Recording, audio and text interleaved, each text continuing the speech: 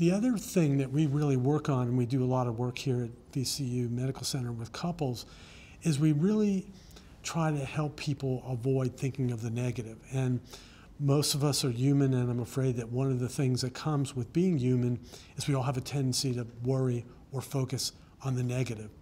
And one of the things that we do here is we use a form of therapy called cognitive behavior therapy, and we help people to understand that while it may be easy or may come naturally to focus on the negative, focusing on the negative is not a good thing. It has the potential to make things worse. And what we try to help people do is instead of focusing on the negative, to recognize the positive things in the other person. And it's really hard to do because many people are overwhelmed by fear, by anxiety, by depression, by feelings of hopelessness. But what we try to help people do is to recognize their feelings and then really, really focus on the positive. And we ask people questions, and questions can sometimes be very powerful tools.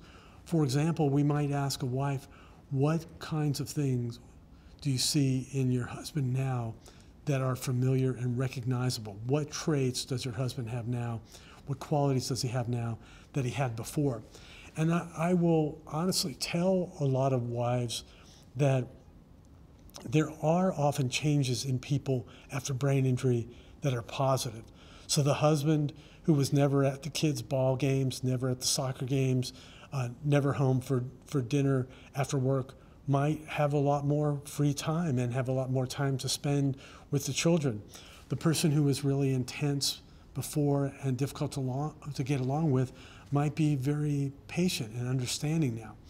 So I can say with all honesty, and I do say to wives, that many people change for the better. And the other thing that we tell wives is that while the injury that happened was very sudden and unexpected, ultimately, over time, if people are patient, things will become more predictable and more understandable, and people will adapt.